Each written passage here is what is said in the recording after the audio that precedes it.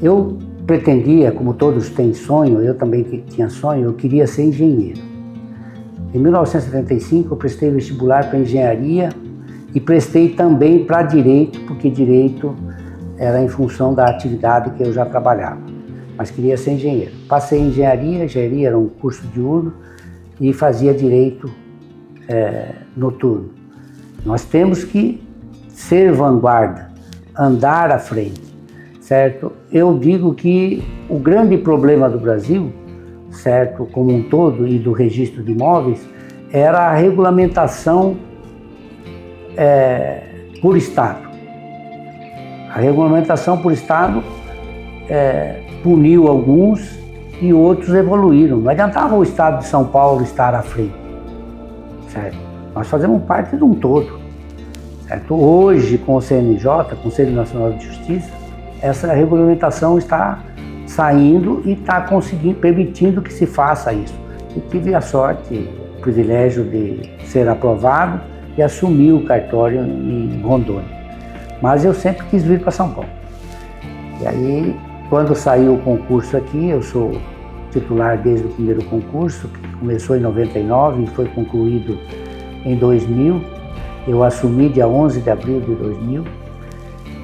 E aí foi um sonho realizado. Aí o juiz de paz, que eu acho que com razão, curiosidade, perguntou: por que o senhor não quis casar no dia e quis casar hoje? Aí ele disse: ela é muito mais homem do que a mim.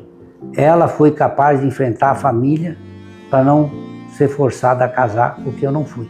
Eu gostaria de ser lembrado com alguém que gosta da atividade, que institucionalmente se preocupou com a classe e que pensou e contribuiu, em parte, com o desenvolvimento, com a melhoria da classe.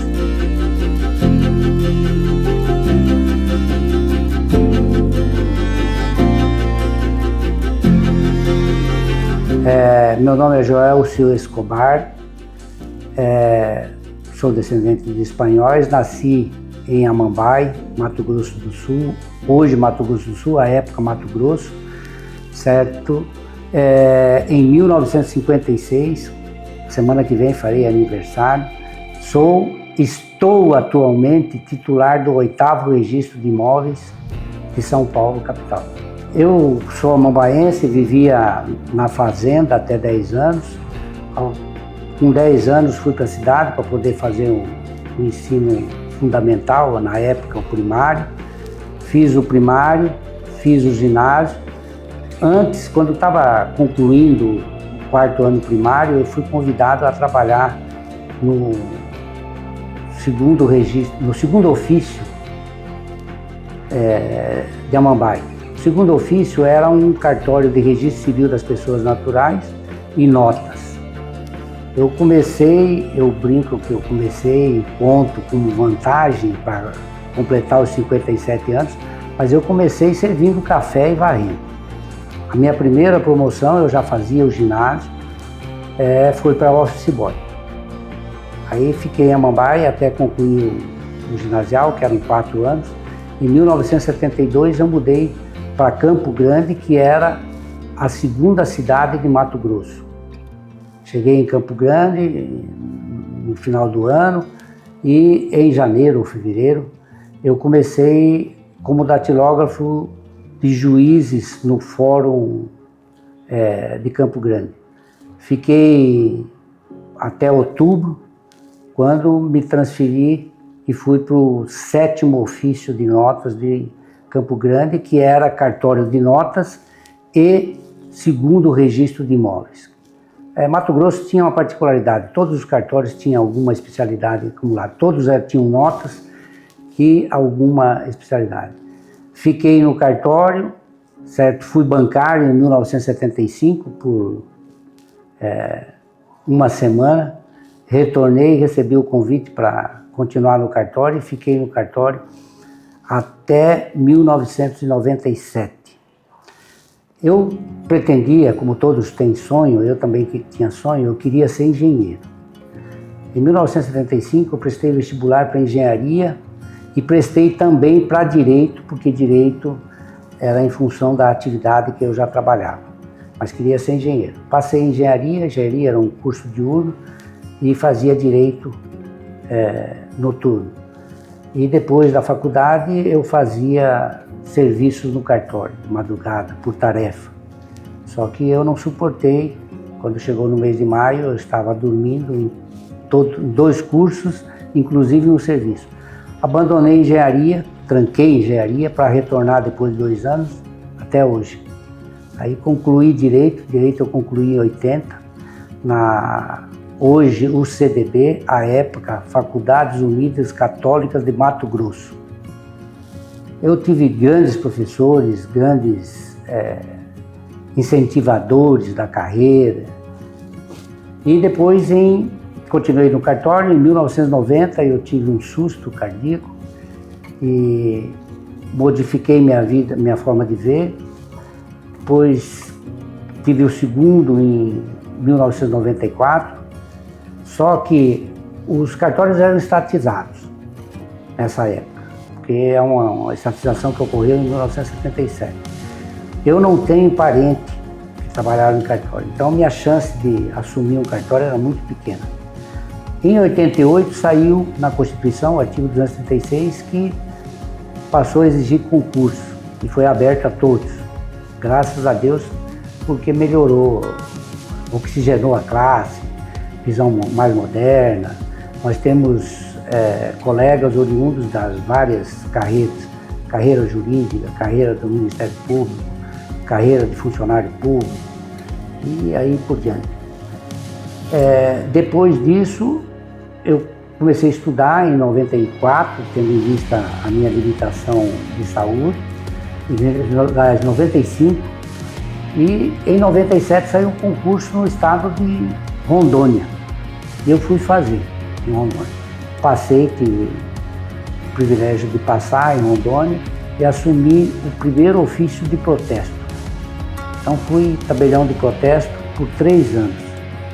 Só que o meu sonho era vir para São Paulo, porque em São Paulo é que acontecem as coisas, e abri o concurso em 99 aqui em São Paulo. Quando abri o concurso aqui, me inscrevi e vim e acabei passando e aqui estou. Quando nós assumimos, nós somos da primeira turma, tivemos que enfrentar algumas dificuldades de instalação de cartório, colocar coisas mais modernas, certo? Informatizar os cartórios, o que não era, certo? A informatização era muito incipiente. Eu já tinha informatizado um cartório, porque fiquei até 97 no 7º e informatizei o 7º. Então eu tinha um pouco de know-how. Tá certo que quando eu informatizei, o Brasil era fechado para a área de informática. Você não podia importar nada. Tudo era Prológica, CAP. CAP era computadores da Amazônia. Na realidade era uma montagem, não fabricava nada. E aí eu fui informatizar. Informatizei o 8º. Eu sempre tive um sonho, gosto de registro de imóveis, certo? Sempre pensei no usuário. Se você convive com pessoas adolescentes que não vão nem ao banco, você imagine se você falar para a pessoa, você precisa de uma certidão, você tem que ir no cartório. Isso não aceita. Veja que essa informatização começou em 2005, ou seja, com um atraso absurdo, certo? E hoje ainda nós continuamos. Hoje nós temos o ONR, nós temos o SERP, que é o Serviço Eletrônico de Registros Públicos. Isso facilita as pessoas, certo? Tá certo que nós temos regramento, nós continuamos com o papel, como nós registramos direitos, nós não podemos prescindir do ser humano, ou seja, do escrevente, da análise do serviço. Mas tem muito serviço que é repetitivo, são dados, inserção de dados, que isso, o sistema informatizado ajuda muito, a pesquisa, o sistema antigo que era de livros, depois fichas e hoje computador, você consegue ter a resposta momentânea e isso facilita o atendimento do usuário. Eu tenho alguns sonhos. O sonho que eu tenho: prestar um serviço decente, institucionalmente deixar uma ideia melhor, certo? Aqui em São Paulo eu tive a oportunidade de ser diretor de TI quando o presidente era o Flausilino Araújo dos Santos, meu colega do primeiro registro de imóveis, e tive a oportunidade de implantar algumas coisas que o próprio Flausilino já explanou, que melhoraram bastante. Eu, inclusive, discutia muito com o Flausilino pensando no usuário, não no colaborador internamente, porque o serviço interno, o registro de imóveis, você não tem, ele é distribuído por território. Então, se você comprar um imóvel que pertença ao 8º registro de imóveis, você não tem escolha, você tem que vir aqui. E o fato de você não ter escolha me leva a te atender bem, para você não perceber que você foi punido.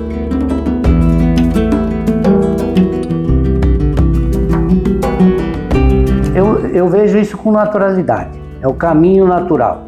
Se você vê nos automóveis, que antigamente a partida era a manivela, depois passou para a chave, hoje é a bateria, hoje nós temos os carros elétricos, certo?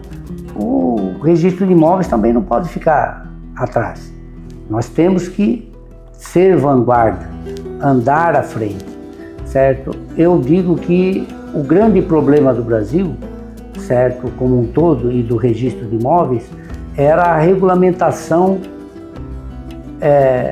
por Estado.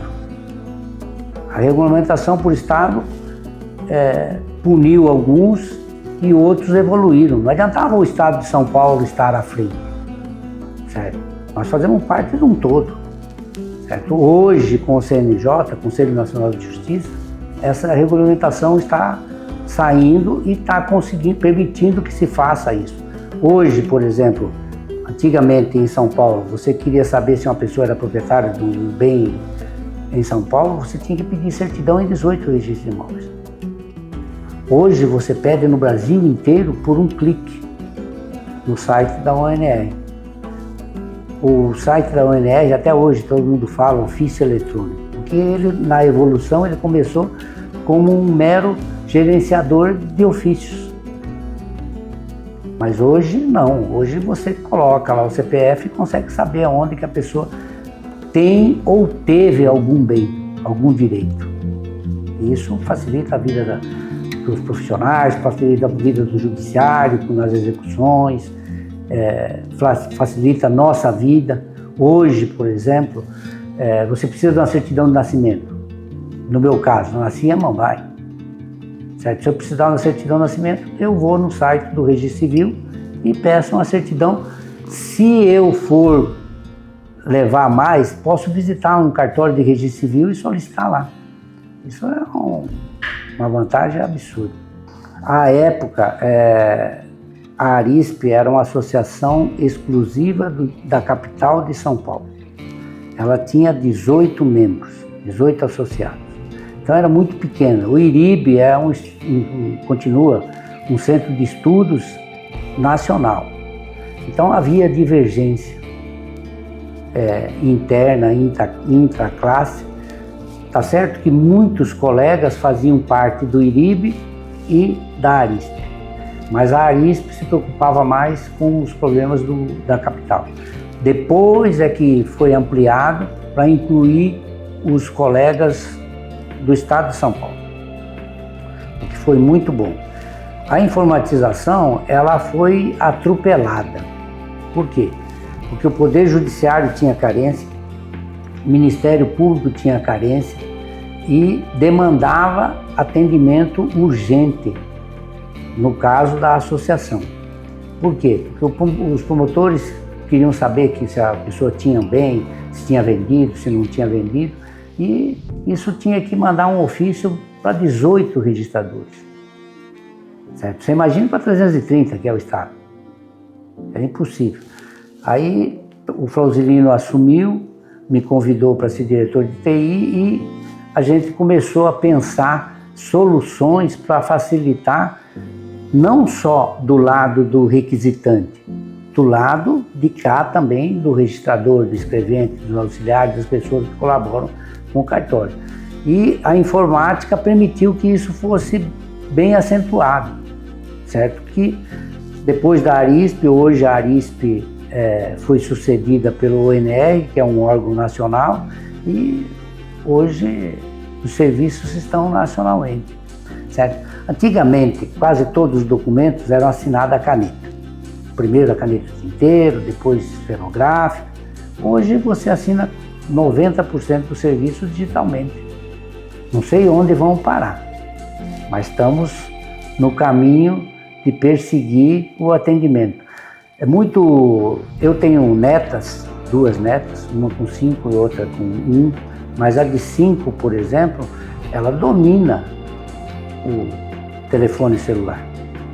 Você imagina você falar para uma criança dessa, quando for adolescente e adulto, que certos serviços ela tem que fazer fisicamente. Não existe. E graças a Deus hoje nós estamos numa evolução muito grande. Está certo que o mercado imobiliário, o mercado bancário, eles querem que desapareça a qualificação. Só que a qualificação, a análise do título é um pilar que sustenta a nossa atividade, então não vai desaparecer. Vai facilitar o acesso, vai reduzir prazo, vai facilitar a conclusão do serviço, mas prescindir não, a não ser que mudemos o alicerce da nossa atividade.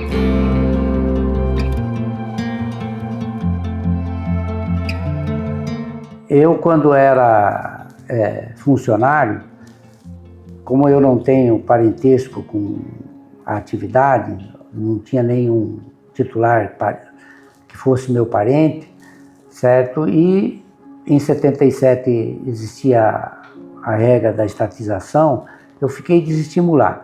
Com a Constituição de 88, que modificou, que pôs o artigo 236 e que exigiu o concurso, eu tive um alento.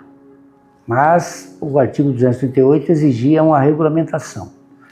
A lei que regulamentou só saiu em 94. Coincidentemente, eu já tinha tido um susto com a minha saúde. Aí eu comecei a estudar para concurso do Ministério Público. Participei, fiz o curso de preparatório com o Ministério Público e quando saiu o primeiro concurso, que foi em Rondônia, eu fui prestar. E tive a sorte, o privilégio de ser aprovado e assumir o cartório em Rondônia. Mas eu sempre quis vir para São Paulo.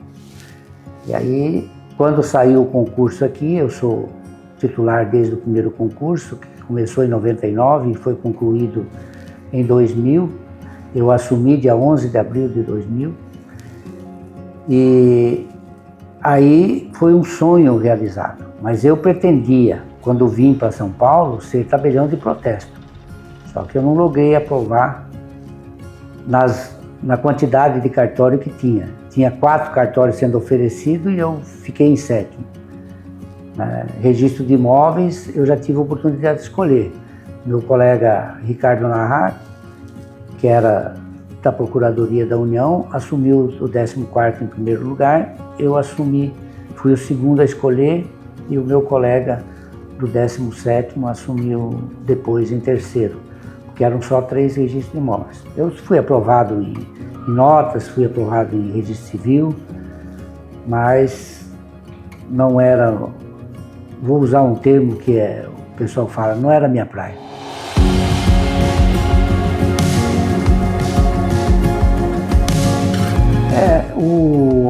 O registro de imóveis a gente tem pouco contato com o usuário. Porque onde se tem mais contato é o registro civil. O registro civil faz nascimento, casamento, óbito. Então se envolve bastante. E notas que também faz as transmissões, lava a escritura, procuração. Então acaba hoje com a desjudicialização, tem que falar devagarinho, é uma palavra complicada, certo? Eles já fazem inventário, certo? Fazem separação, fazem partilha, certo? Então eles têm mais contato.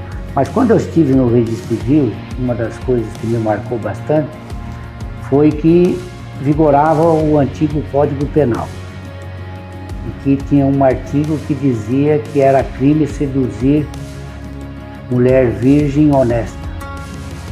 E a forma de reparar o dano para não ser punido criminalmente era casando. E eu não era o escrevente, mas o meu substituto que atendeu foi fazer um casamento que a menina estava grávida. Era de um senhor fazendeiro. Ele compareceu no cartório usando revólver, falar um termo antigo, guaiaca, que é um cinto cheio de bala, de coisa, sei lá, bolso. E o juiz de paz, à época, era Nery Vieira. Um senhor muito rígido, como a grande maioria dos homens da época eram. Ele pegou e fez as perguntas de praxe. Perguntou para o rapaz: é de livre e espontânea vontade que o senhor aceita fulana como sua esposa? E ele ficou em dúvida e coisa e tal. O pai da noiva se mexeu, limpou a garganta, foi o suficiente para ele falar sim. Quando ele falou sim, a mulher, que estava grávida, baixou a cabeça e não falou nada. Aí o Nery Vieira perguntou: é de livre e espontânea vontade que a senhora casa aceita fulano como seu marido e coisa e tal, e tem aquelas regras todas, e ela não respondeu. Ele explicou que ela tinha que dizer sim ou não e voltou a repetir. Aí ela disse: ele não quer casar comigo, ele está com medo do meu pai, eu não vou casar com ele. E o senhor já virou as costas, falou que não tinha mais filho. O rapaz que era o noivo virou as costas e foi embora. Ficou a moça chorando. O substituto, o escrevente da época, ele era um pastor batista. Meu apelido, todos tinham apelido lá, era Pedrinho. Eu falei: Pedrinho, vai aqui na igreja e chama o padre Antônio. Aí chamou o padre Antônio, eu curioso, fiquei prestando atenção no que ia acontecer. Ele pegou e falou para o padre Antônio, contou a história, pegou e falou assim: não tem alguma senhora aí que precisa de uma pessoa para ajudar em casa e para dar moradia, comida, a troco do trabalho, até que ela ganhe neném. E o padre levou e ela ficou. Na validade da habilitação, apareceram os dois. O noivo que saiu corrido e a noiva que já estava com a barriga aparecendo para casar. E aí chamamos o juiz de paz e coisa e tal e fizemos o casamento. Aí o juiz de paz, não, que eu acho que com razão, curiosidade, perguntou: por que o senhor não quis casar no dia e quis casar hoje? Aí ele disse: ela é muito mais homem do que a mim.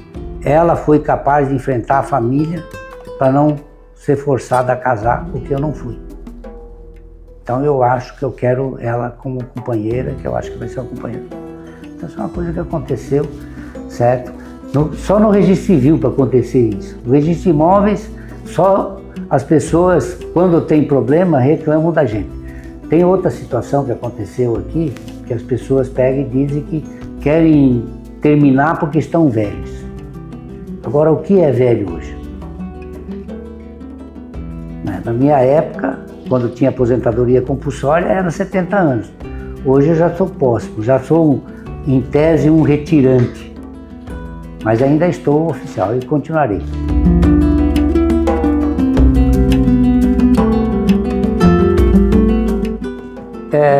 Eu vim para Campo Grande solteiro, casei em Campo Grande, porque a mulher estava grávida, mas meu casamento não durou.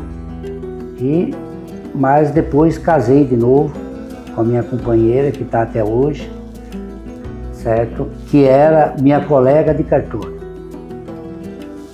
E nós estamos juntos, temos 2 filhos, certo? Uma menina que tem 43 anos, já me deu uma neta de 5 anos, e um menino que tem quase 34, que também me deu uma neta, mas de 1 ano só. E nós temos, eu penso que o homem não nasceu para viver sozinho, o homem nasceu para viver em sociedade. E a primeira sociedade que se faz é o casamento. E você direciona, eu me sinto realizado com a família que eu construí, com a orientação que eu passei para os meus filhos são de boa índole, são honestos, é o que eu espero deles.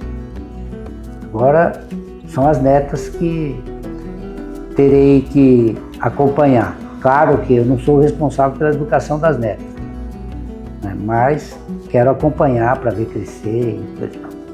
Certo? E penso também institucionalmente, eu quero deixar um cartório melhor do que quando eu comecei. O registro de imóveis ele está na transição. Historicamente nós qualificávamos, analisávamos um documento, um título, que para nós chamamos de título, pronto. Com a desjudicialização a gente passou a formar os títulos. Foi um aprendizado. Hoje, uso capião extrajudicial é feito aqui, adjudicação compulsória é feita aqui, rescisão de contrato de alienação fiduciária é feito aqui, as retificações que antigamente eram feitas só no judiciário, desde 2004, é bom que tenha a oportunidade de reconhecer o trabalho do Takeda, que tinha recém assumido o registro de imóveis. Aliás, muitos colegas chamam que da lei Takeda, né? Então passou para o registro de imóveis. Isso facilitou muito, os advogados reconhecem, o público reconhece. Em alguns estados tem diferença de valor e coisa, mas o tempo é bem reduzido. Em média, se reduz o tempo total para 10%, 10% a 15% do que seria no judiciário. E eu acredito que a desjudicialização, esses procedimentos que passaram por extrajudicial, eles eram um transtorno para o judiciário. Porque o judiciário não tem nada para decidir, não tem atrito, não tem nada, é só homologar. Então você imagine, mas tem a parte processual chamando os interessados e coisa e tal, e isso demandava muito tempo, certo? Com a judicialização, o judiciário pode fazer o foco que é principal, que é decidir litígio.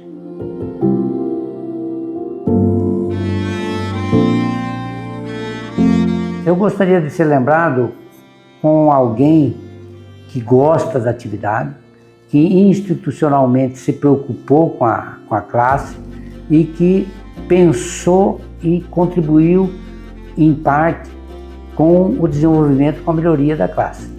E acredito que os concursos, com a possibilidade de vir pessoas de outras carreiras, vai oxigenar e vai melhorar. Eu decidi sair da Arisp porque percebi que a limitação era o meu conhecimento. E penso que os colegas mais jovens têm contribuição muito melhor do que eu poderia fazer. E acredito que possam trilhar o caminho do sucesso.